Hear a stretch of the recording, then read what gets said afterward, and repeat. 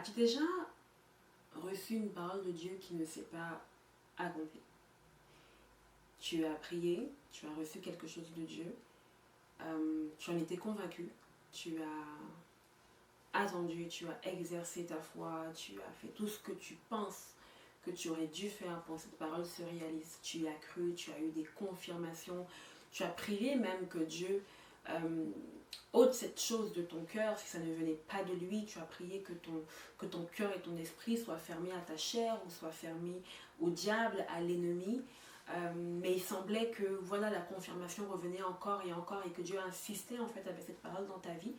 Et au final, ça ne s'est pas accompli, ça ne s'est pas réalisé. Et non seulement ça ne s'est pas réalisé, mais les circonstances, les faits font que ça ne se réalisera jamais. Est-ce que ça t'est déjà arrivé? Si oui, reste connecté parce qu'on va en parler aujourd'hui.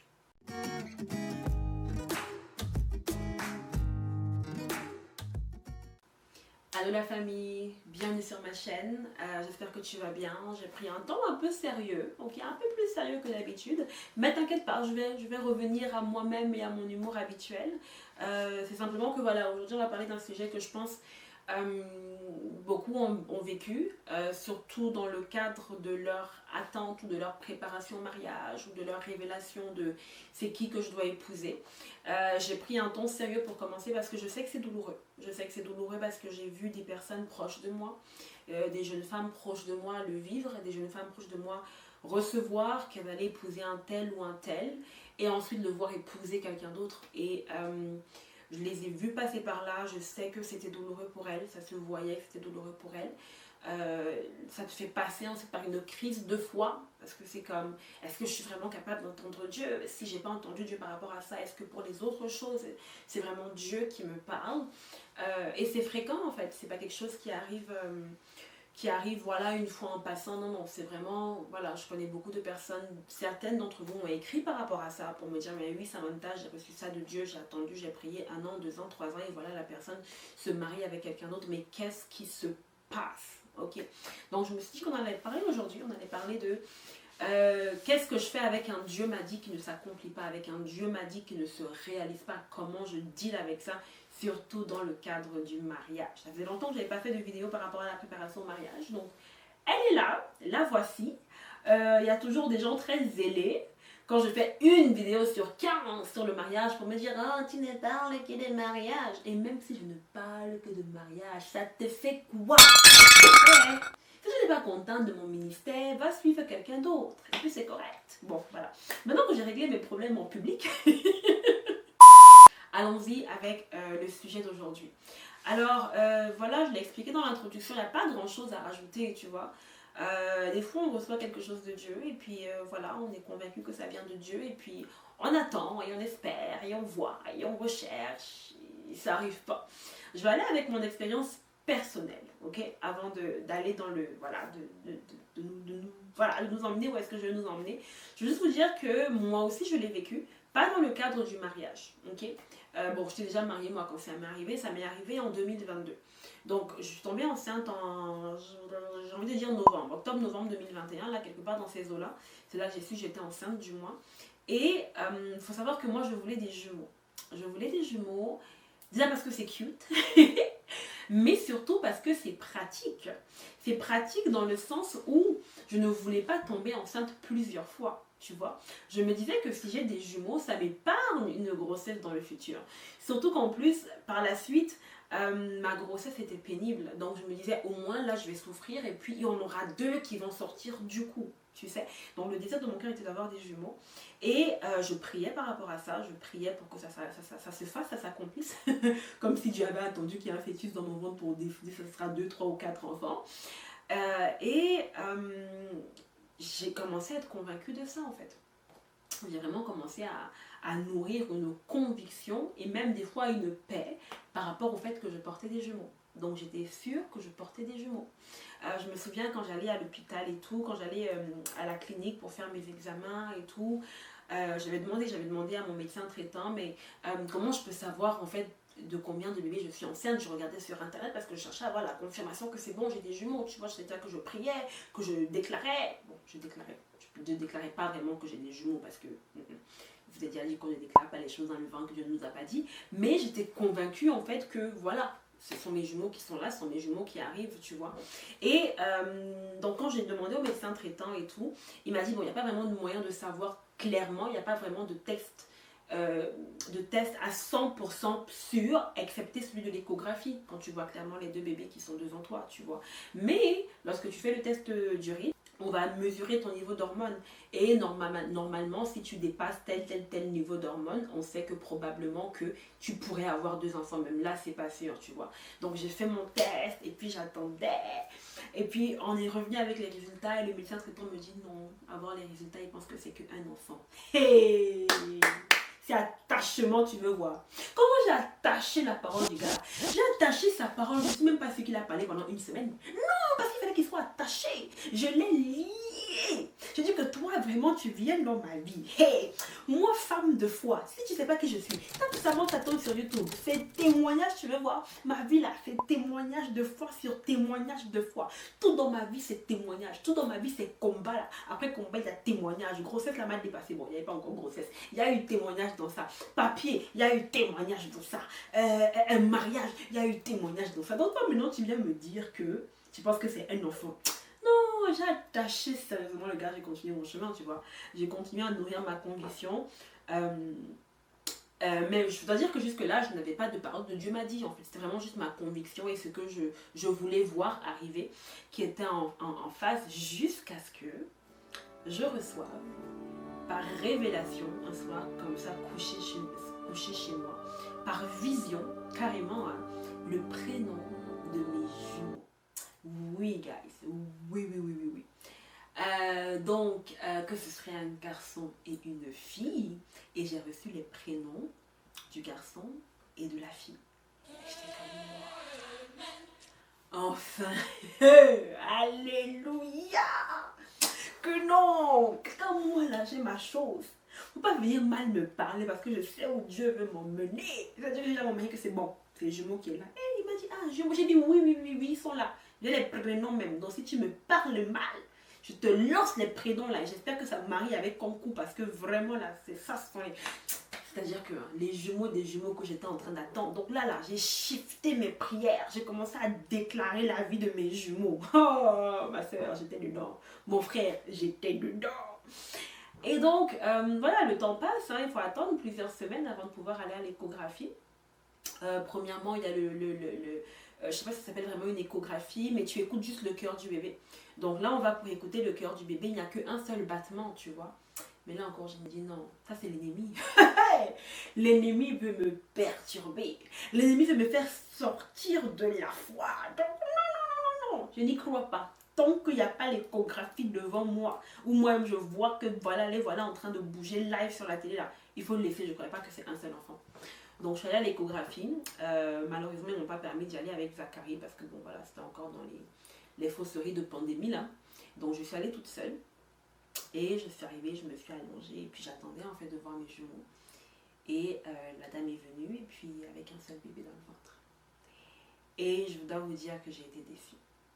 Je dois vous dire que j'ai été déçue quand Zachary est venu me chercher. J'avais envie de pleurer en fait.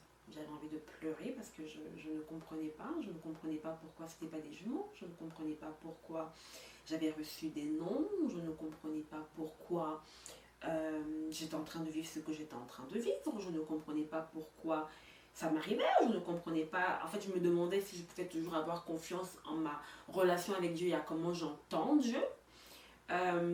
Mais une chose que je n'ai jamais remise en question, c'était Dieu. Ça veut dire que dès le moment où j'ai vu sur l'échographie que ce n'était pas des jumeaux, à aucun moment donné, je n'ai remis Dieu en question. J'ai compris que je m'étais trompée. Dès que j'ai vu qu'il n'y en avait qu'un seul, même si une partie de moi a voulu se dire « Oh, mais peut-être que c'est pour la prochaine grossesse. » Non. J'ai compris qu'il y avait quelque chose que j'avais mal fait. Il y avait quelque chose que j'avais mal compris. Il y avait quelque chose que j'avais mal interprété. Donc, du coup, j'ai demandé à Dieu, en fait, qu'est-ce que j'ai mal fait, qu'est-ce que j'ai mal interprété. Et c'est là, avec le recul, que j'ai réalisé que je n'avais pas reçu ça comme j'ai souvent reçu ce que je reçois de Dieu par le passé, tu vois.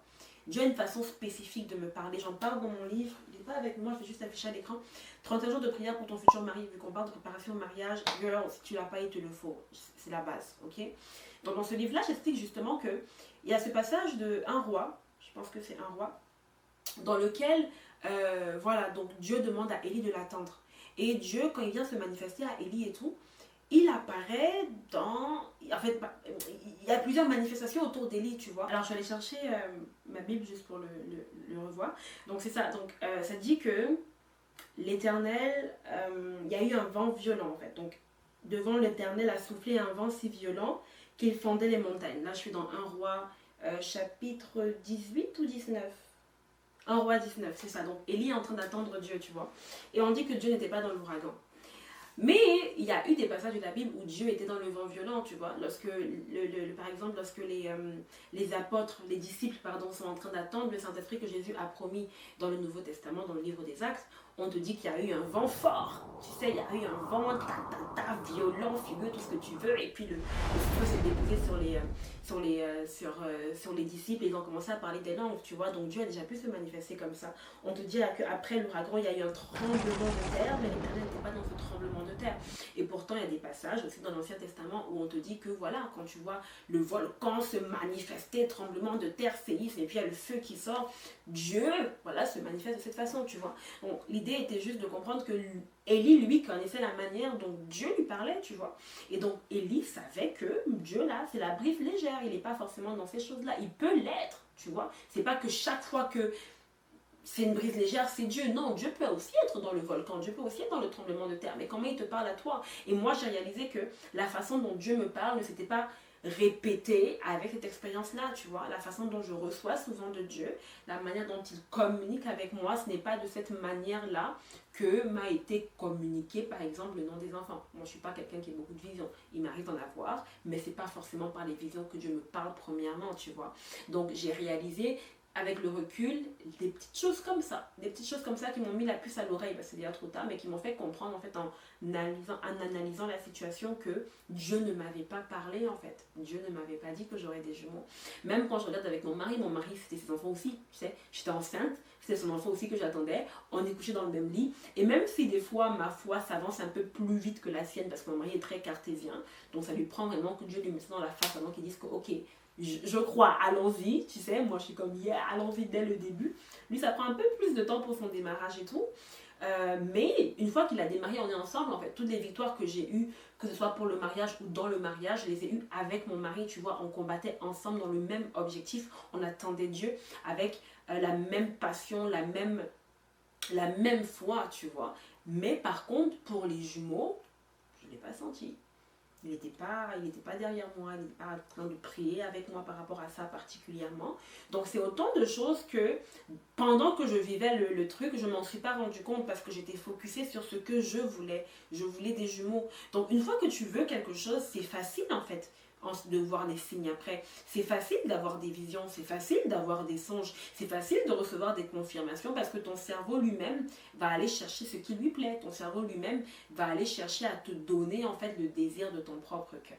Ok, je pense que là, vous voyez clairement où est-ce que je suis en train de m'en venir. Donc parlons donc de... Voilà, Dieu m'a donné le nom de la personne, ou Dieu m'a révélé qui était mon futur mari et il a épousé quelqu'un d'autre. Et venons concrètement avec qu'est-ce que la Bible a à dire par rapport à ça. Alors, j'ai pris un verset de Deutéronome que je vais lire. Donc, où est-il? Laisse-moi le temps de le trouver. Ok, donc c'est Deutéronome 18. Ouais, Deutéronome 18, verset 22. Là, je suis en train de lire dans Semeur. Ça dit, c'est Dieu qui parle. Sachez donc que si le prophète annonce de la part de l'Éternel une chose qui ne se réalise pas, si sa parole reste sans effet, c'est que son message ne vient pas de l'Éternel. C'est par présomption que le prophète l'aura prononcé. Vous ne vous laisserez donc pas impressionner par lui. Donc ça, c'est Dieu qui explique à Moïse, en fait, comment reconnaître un prophète. Et c'est clair, si ce que tu reçois ne s'est pas réalisé, ça ne venait pas de Dieu. Ça semble Ça semble bête entre guillemets parce que c'est évident, mais il faut le dire en fait. Si tu n'épouses pas celui que tu as reçu, que tu allais épouser et qu'il épouse quelqu'un d'autre, c'était pas Dieu en fait. C'était pas Dieu. Maintenant, il y a des nuances à ça, ok? Quand je dis que ce n'était pas Dieu, j'ai souvent entendu d'autres explications. J'ai souvent entendu oh, mais le gars, il a le libre arbitre, la fille, elle a le libre arbitre, elle a le droit de choisir qui elle veut épouser. Ouais, mais non. Non, dans le sens où oui, on a tous le libre arbitre, on choisit tous qui on veut épouser. Dieu ne m'a pas dit, ne m'a pas forcé à épouser Zacharie et vice-versa, tu vois. Cependant, Dieu est omniscient. Ça fait partie de ses attributs, c'est la base. Dieu sait tout. Dieu sait tout. Dieu sait ce que je vais dire après, même si moi je ne sais pas encore à quoi ça va ressembler. Dieu sait que tu étais supposé regarder cette vidéo aujourd'hui. Dieu sait que la vidéo va t'énerver, tu vas fermer la page. Dieu sait tout. Donc dire que Dieu vient t'annoncer que tu vas épouser Paul pour qu'ensuite Paul utilise son libre arbitre et choisisse d'épouser, je ne sais pas moi, Tabitha, c'est comme dire à Dieu que Dieu ne savait pas. Que Dieu est venu te dire ça, il est venu jouer avec toi, ou il est venu s'amuser avec toi, ne sachant pas que Paul allait utiliser son libre arbitre pour épouser quelqu'un d'autre que toi. Donc pour moi, ce n'est pas une excuse, pour moi, ce n'est pas quelque chose que tu peux dire à quelqu'un, pour moi, ça ne fait pas de sens. Je comprends qu'on se dit ça des fois pour se consoler, même si après, je pense que ça accuse un peu l'autre, ça fait comme si l'autre est celui-là qui désobéit à Dieu. Mais Dieu sait à l'avance qui va faire quel choix en fait. Dieu sait à l'avance qui va aller où, ok? Donc c'est pas une option. C'est vraiment que si tu reçois quelque chose qui ne s'est pas réalisé, comme la Bible te le dit, c'est que ce n'était pas Dieu. Maintenant, quand je parle de nuance, c'est que soit Dieu t'a parlé, mais tu n'as pas compris ou tu as mal interprété ce qu'il avait à te dire.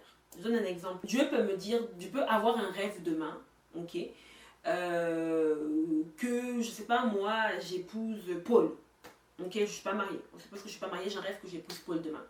Et moi, demain, je commence à dire, ok, Dieu m'a dit que c'est Paul que je vais épouser. Et pourtant, peut-être que ce que Dieu est en train de vouloir me dire, c'est que je suis enfin prête pour le mariage. Et c'est juste Paul qui est dans le rêve. Tu sais, c'est comme... Peut-être que Dieu, lui, il sait qu'il a travaillé sur mon cœur pendant longtemps. Ça fait 3 ans que je ne voulais pas me marier. Il a travaillé, il a travaillé, il a travaillé. Et finalement, là, à ce moment-là, je suis prête pour me marier. J'ai juste un songe que j'épouse quelqu'un. Mais il se trouve que ce quelqu'un, c'est Paul que j'ai vu hier à l'église. Donc voilà, c'est lui qui est arrivé dans le rêve. Mais mon interprétation, en fait, c'est maintenant que c'est Paul que je dois épouser. Tu vois ce que je veux dire? C'est ça la nuance. Donc, c'est pour ça que lorsqu'on reçoit quelque chose de Dieu ou qu'on pense qu'on a reçu quelque chose de Dieu, on demande à Dieu l'interprétation si ce n'est pas clair. Si c'est clair, tu vas épouser Paul. Tu entends ça clairement dans tes oreilles là. Comme Dieu comme l'ange qui a dit à Marie, tu seras enceinte, tu porteras un fils, tu lui donneras le nom d'Emmanuel. Tu comprends? Si ce n'est pas comme ça clairement dicté à la limite, ça veut dire qu'il y a une interprétation quelque part que tu dois faire en fait. Et l'interprétation doit te venir de Dieu. Beaucoup trop souvent, on se contente d'avoir le rêve ou on se contente d'avoir la vision et on juge, on sait ce que ça signifie. Moi, je sais parce que des personnes qui sont proches de moi et qui, dès qu'elles ont un rêve, elles veulent le prendre littéralement. Et moi, je suis comme ça, ne fonctionne pas. Ça ne fonctionne pas. Tu ne peux pas toujours prendre ton rêve de façon littérale, ça ne marche pas. C'est pour ça qu'à l'époque, on avait des Daniel et des Joseph qui étaient en train d'interpréter le rêve. Même si le rêve te semble évident, même si pour toi dans le rêve tu es en train de conduire et qu'il y a Paul assis à côté de toi et que vous êtes en train d'aller acheter une maison, tu ne peux pas décider par toi-même que l'achat de cette maison dans ce rêve c'est que vous allez vous marier. Non, tu dois demander à Dieu ce que ça signifie en fait, pour t'éviter le stress, pour t'éviter les maux de tête, pour t'éviter la douleur qui vient avec le fait d'avoir son cœur brisé alors que tu n'es même pas réellement en relation, la douleur qui vient avec de le voir épouser quelqu'un d'autre. Tu le fais d'abord pour toi-même. Ok, donc l'une des premières choses là, c'est ok, j'ai reçu quelque chose, je demande à Dieu ce que ça signifie. Je n'interprète pas par moi-même parce que c'est facile si tu interprètes par toi-même de vouloir décider ce que X chose veut dire ou ce que Y chose veut dire. La deuxième chose qui est importante lorsque tu penses que Dieu t'a parlé, c'est de checker ton cœur. C'est de questionner ton âme de façon réelle. Ça veut dire que même si, parce qu'il y a des désirs que tu as que tu ne sais même pas que tu as. La Bible dit que c'est Dieu qui connaît le cœur de l'homme. Donc des fois, même ton propre cœur, tu ne le maîtrises pas. Donc tu peux avoir un désir dans ton cœur et tu ne sais pas en fait que tu as ce désir dans ton cœur parce que certaines me diront, ouais, mais moi, j'avais jamais été intéressée par Paul. Donc si Dieu me montre en rêve, c'est que forcément, j'ai jamais voulu être avec lui. Qu'est-ce que tu en sais? Tu sais, Qu'est-ce que tu en sais? Peut-être en surface, comme ça, tu n'avais jamais voulu. Moi-même, là, quand on m'a présenté mon mari aujourd'hui, je ne voulais pas. J'ai regardé, j'ai dit, lui, là, il ne ressemble pas à l'italo-américain de 1,90 m qui fait 50 millions de dollars par année que je vois et que j'envisage et dont je rêve. Donc, on a qu'à le mettre de côté, tu comprends? Donc, et les sentiments sont venus 6 mois plus tard. Donc, tu sais, c'est dire, questionne ton âme. Et si tu n'es pas sûr, questionne Dieu à propos de ton âme. Demande à Dieu, ok, c'est quoi les désirs de mon cœur? Est-ce que ce que je reçois, ça vient vraiment de toi? Ou il y a un petit sentiment quelque part, il y a un désir quelque part, il y a une attirance dans mon subconscient que je ne sais même pas que c'est là. Et c'est ça maintenant qui vient se révéler en rêve, en vision, en X, en Y ou en Z. Ok? D'accord. Donc, première chose, tu demandes à Dieu de t'expliquer de quoi il est question. Si tu as reçu, tu veux une interprétation, tu veux comprendre de quoi il est question. Deuxième chose, tu veux te questionner et te demander, ok, c'est quoi l'état de mon âme? C'est quoi les désirs de mon cœur? Parce que moi, sincèrement, je voulais mes jumeaux. Donc, qu'est-ce que tu veux réellement? Est-ce que comme par hasard, ce que tu as reçu s'aligne avec ce que tu veux réellement dans ton cœur? Est-ce que comme par hasard, ce que tu as reçu est sur un gars qui est choco, qui est bien vu de l'église? Like, pose-toi des vraies questions et pose à Dieu les vraies questions. La troisième chose qui pour moi est importante est de faire très attention à ces histoires de signes. Ok? La plupart d'entre vous, quand on vous demande d'avoir des confirmations, parce que la troisième chose, c'est avoir une confirmation. Mais quel type de confirmation? Parce que beaucoup vont après s'appuyer sur des signes. Ça veut dire que j'ai rêvé, ou j'ai eu une vision, ou en tout cas, il y a quelque chose qui s'est passé. Maintenant, je pense que c'est Paul, l'homme que Dieu a prévu pour moi. Donc, Paul, qui habituellement, quand il vient à l'église, il s'assied au fond. Ce dimanche-ci, comme par hasard, 2 semaines après mon songe, j'arrive à l'église, je suis assise devant et Paul vient s'asseoir à côté de moi. C'est un signe. Et c'est un signe de quoi? C'est un signe de quoi? C'est un signe qui a plus la place au fond? C'est un signe qu'aujourd'hui, la Paul voulait bien voir, donc il s'est mis devant? C'est un signe de quoi en fait? Faites très attention aux signes parce que beaucoup d'entre vous, vous vous appuyez sur les signes. Et j'ai déjà tellement parlé de signes que je ne sais plus ce que je vais vous dire d'autre sur les signes. Donc je vais vous raconter mon histoire personnelle. Je l'ai mis dans un article sur mon site vers le mari de ma destinée.com. Je vais mettre le lien dans la barre d'infos. Et donc ce qui s'est passé, c'est que justement, je demandais des signes à Dieu. J'avais dit à Dieu, ok, pour m'aider à reconnaître mon futur mari, voilà ce qu'on va faire. Moi j'écris. Et personne ne s'est jamais vraiment intéressé à ce que j'écrivais. Donc l'homme qui va me demander de lire ce que j'écris, ben, je saurais que c'est l'homme que tu approuves pour moi. Yay, super, let's go. Voilà, ça n'a pas tardé. Hein. Dans la même année que j'ai fait cette prière-là, il me semble que c'était la même année, je suis allée à l'anniversaire d'une amie et j'ai rencontré un gars qui était nigérien. Et c'est important de le dire parce que j'étais entre deux. Donc soit je voulais épouser un blanc, voilà, parce que je les avais trouvés très beaux en Espagne, soit je voulais épouser un Nigérian. J'étais comme si l'Africain, qui soit nigérien parce que j'adore la culture, c'est cool, c'est le fun, je vois comment elles sont habillées, ça les choco, donc vraiment, moi je vois comment ma night jacket, et ça m'a donné. Donc, déjà il est nigérien, je suis comme, ok, voilà, ça fonctionne. Il a l'air de dire qu'il est chrétien. Et donc, au cours de notre conversation et tout, on parle, et puis je lui dis que j'écris souvent de temps en temps, et il me demande si un jour il pourra lire ce que j'écris. Waouh! J'ai eu un choc en fait. J'étais estomaquée, j'arrivais pas à parler. Je pense que j'ai eu une seconde là, j'étais comme, est-ce que ce qui vient de se passer vient vraiment de se passer? Est-ce qu'il m'a vraiment demandé de lire ce que j'écris? Est-ce que je viens vraiment de rencontrer l'homme de ma vie là, tu sais? Et j'étais tellement choquée que je lui ai dit, j'étais tellement choquée que de façon naturelle, je lui ai dit, hey, j'avais demandé ça à Dieu, et il me dit, ouais. C'est le signe que tu as demandé, donc toi, tu vois que tu dois me donner ton numéro de téléphone. Le gars n'a pas attendu, tu vois. Je lui ai donné. Mais j'ai très vite réalisé qu'il n'était pas chrétien. Il disait qu'il était, mais c'est vraiment une personne qui va à l'église de temps en temps, qui prie, donc qui juge qu'il est enfant de Dieu, mais il ne l'est pas. Il ne correspond pas à la définition d'un enfant de Dieu selon la Bible, et il ne vit certainement pas selon les valeurs chrétiennes. Donc malgré qu'il a répondu à mon signe, je l'ai éliminé en fait. Je l'ai éliminé. Et ce qui est drôle, c'est que je ne me souviens pas que Zacharie m'ait demandé de lire ce que j'écrivais, mais aujourd'hui, Zacharie lit tout ce que j'écris. Tous les e-books que vous voyez, même les présentations que je fais en ligne, mes livres de préparation au mariage qui sont destinés aux femmes, Zacharie lit absolument tout ce que j'écris, tu vois. Donc mon signe s'est réalisé, pas comme je l'attendais, pas comme je pensais qu'il allait venir, mais il s'est réalisé, tu vois. Mais si j'étais fixée sur le signe, plutôt que sur Dieu, et sur comment il communique, et sur ce qu'il a déjà dit qui est clair, qui est dans sa parole, qui est que par exemple, le mari d'une chrétienne, ce sera un chrétien, je serais allée dans la mauvaise direction, tu vois. Donc, une chose avec les signes, c'est que... Oh my God, il va falloir arrêter les signes. C'est qu'il y a beaucoup de problèmes avec les signes. L'un des premiers problèmes avec les signes, c'est que tu ne peux pas décider par toi-même ce qui est un signe. Comme je t'ai dit tantôt, le fait que Paul s'assied à côté de toi pendant le culte n'est pas un signe. À moins que Dieu t'ait dit en avance que quand tu iras à ce culte-là, tu vas t'asseoir et le premier homme qui viendra s'asseoir avec toi ou le dernier homme qui viendra s'asseoir avec toi, c'est l'homme que tu épouseras. À moins que tu aies eu ça spécifiquement de Dieu, ce n'est pas un signe. Ce n'est pas un signe de quoi que ce soit. Le signe ne peut pas être décidé par toi-même. Tu ne peux pas, une fois que tu es devant un événement, déclarer ou décider que c'est un signe. Quand tu regardes la Bible, quand tu regardes dans l'Ancien Testament, Dieu te disait à l'avance ce qui allait arriver. Tu comprends? Dieu te disait que voilà ce que je vais faire. Et c'est à ces signes-là que tu reconnaîtras que je suis en train d'agir. Quand Jésus est en train d'annoncer la fin du monde à ses disciples, il leur a dit, vous allez voir les guerres, vous allez voir la famine, vous allez voir X, Y, Z, vous allez voir que vraiment dans la même maison, les gens se déchirent. Et c'est à ça que vous reconnaîtrez que je reviens bientôt.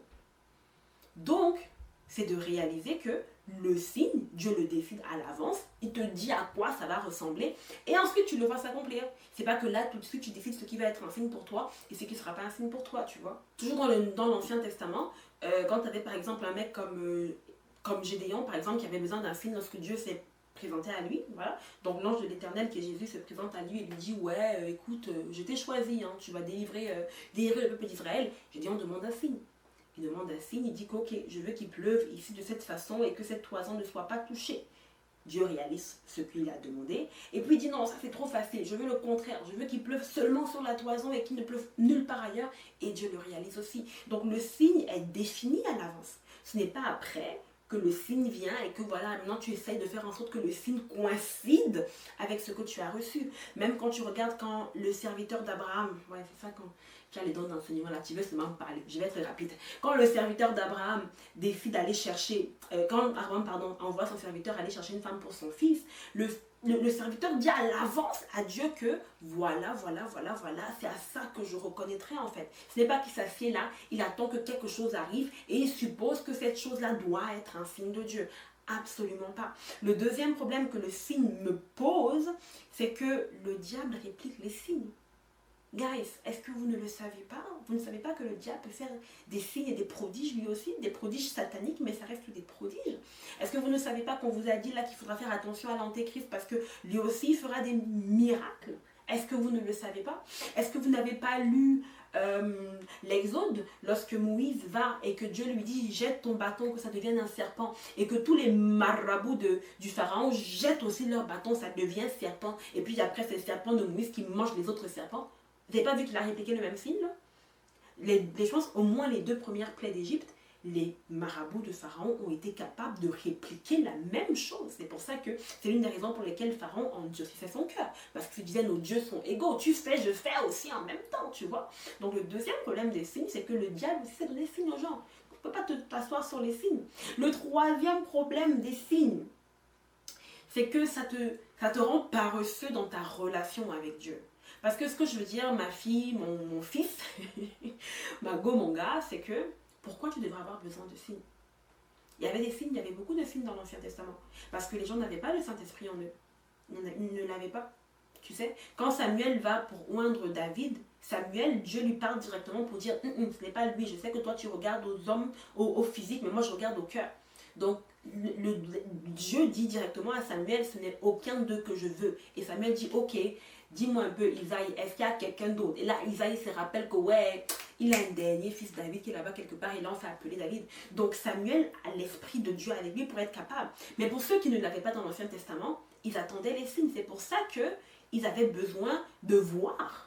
Tu sais, c'est pour ça que je vous ai lu Deutéronome tantôt où on dit, ok, si ça s'accomplit, tu sauras que ça vient de moi. Ils avaient besoin de signes. Ils avaient besoin que Dieu ouvre la mer en deux. Ils avaient besoin que la manne tombe du ciel. Même ça n'avait pas besoin d'autant de signes, à un moment donné, il faut faire confiance à Dieu. Mais pour être sûr que la personne venait de Dieu, il fallait que ce soit accompagné de signes et de prodiges. Le prophète avait absolument des signes et des prodiges qui devaient l'accompagner pour prouver que, effectivement, c'est Dieu qui l'envoyait.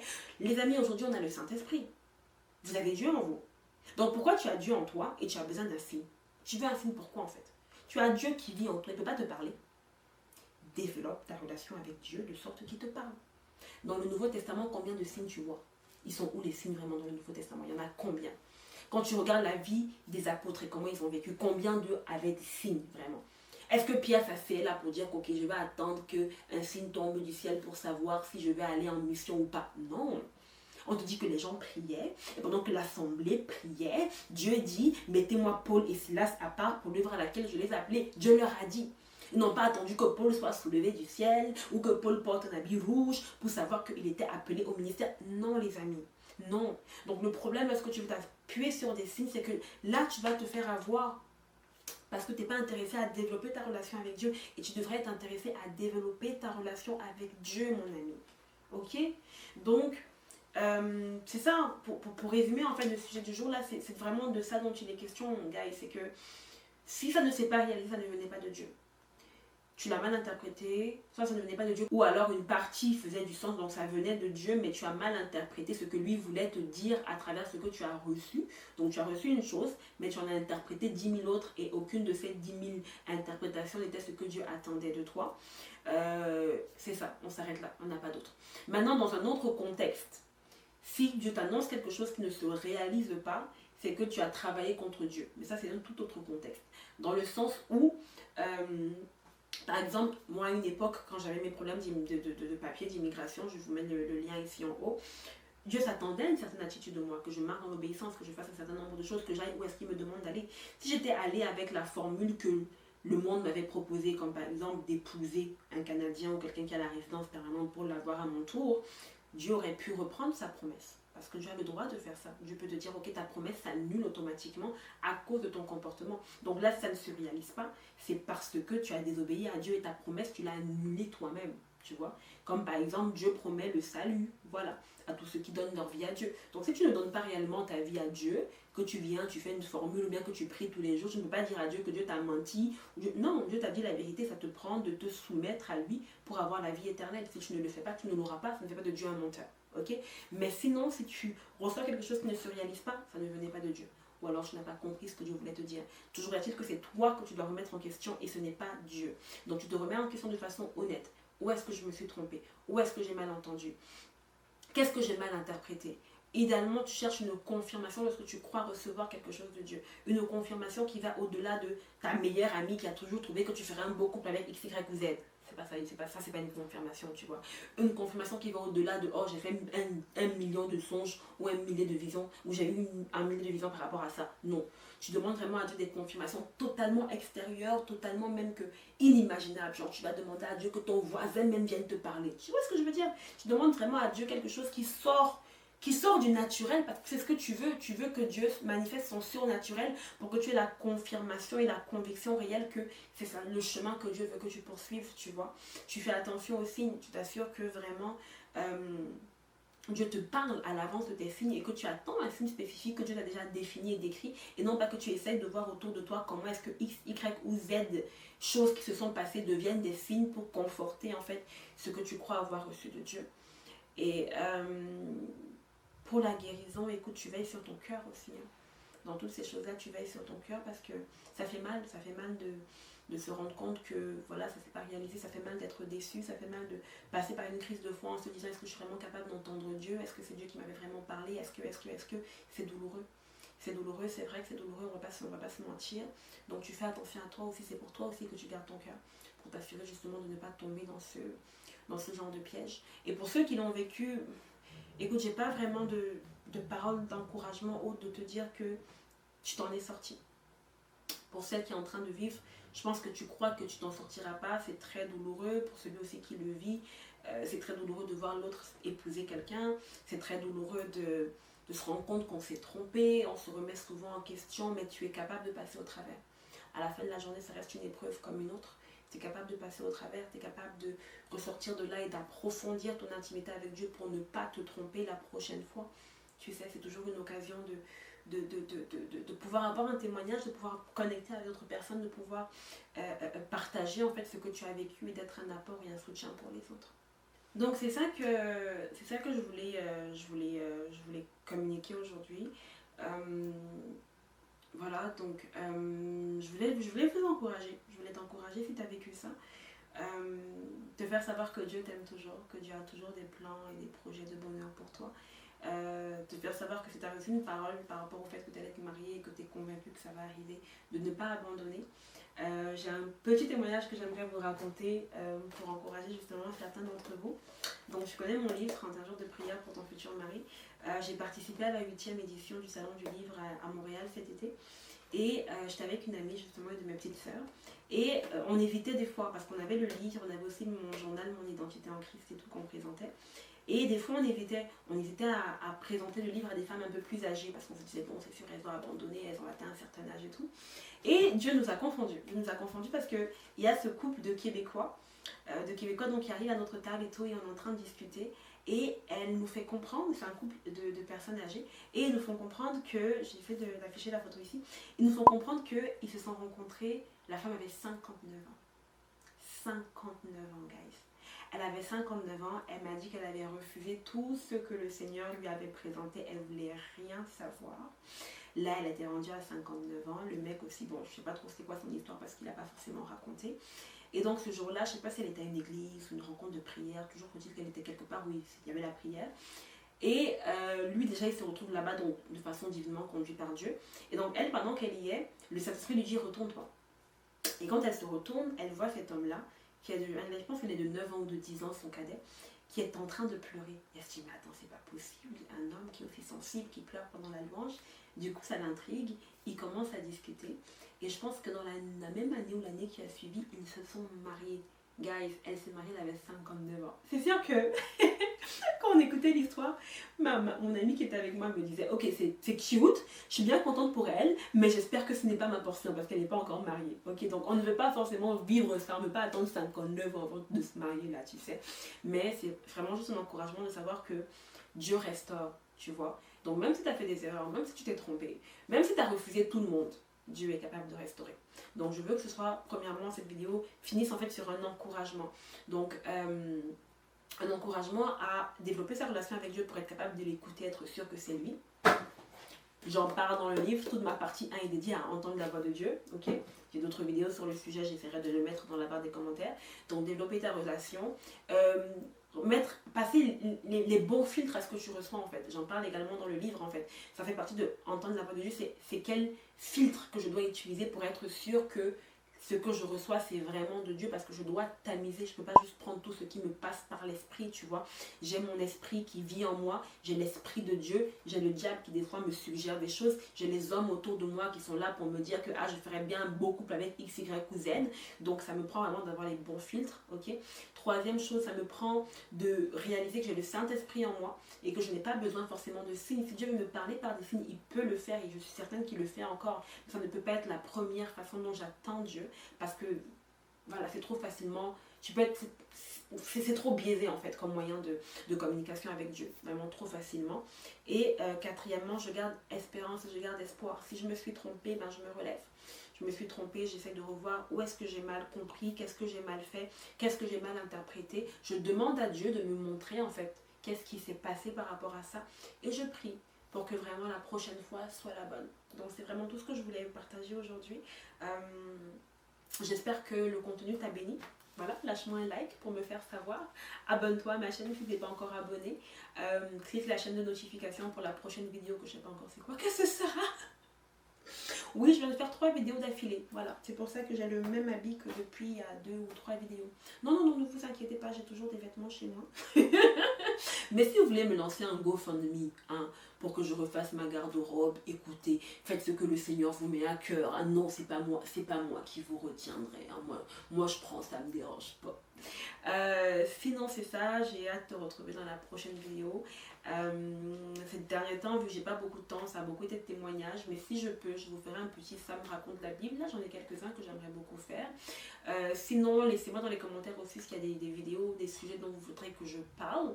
Ça me fera plaisir d'en discuter avec vous. Donc d'ici à la prochaine fois, toi-même tu sais que vraiment, que tu as entendu de Dieu ou que tu n'es pas entendu de Dieu, que tu t'es trompé ou que tu t'es mal interprété ou quoi que ce soit que tu aies fait, la chose qu'il faut garder plus que tout là, parce que même si tu te trompes et qu'après tu es dans l'indemne, si tu indemnes aussi ton cœur et que tu quittes le bateau de Dieu, là ton indemne sera vraiment un vrai indemne. Et puis si tu me suis depuis longtemps, tu devrais savoir ce que indemne veut dire, toi aussi. Non, c'est vrai que c'est de l'argot camère, mais quand même, tu devrais le savoir, quoi. Bref, dans tous les quoi qu'il arrive, peu importe ce que tu traverses, peu importe ce que tu as reçu, ce que tu n'as pas reçu, peu importe l'état dans lequel tu es, ouh là là, c'est ta responsabilité en tout temps, c'est ton devoir, tu en as besoin, il faut veiller sur ton cœur.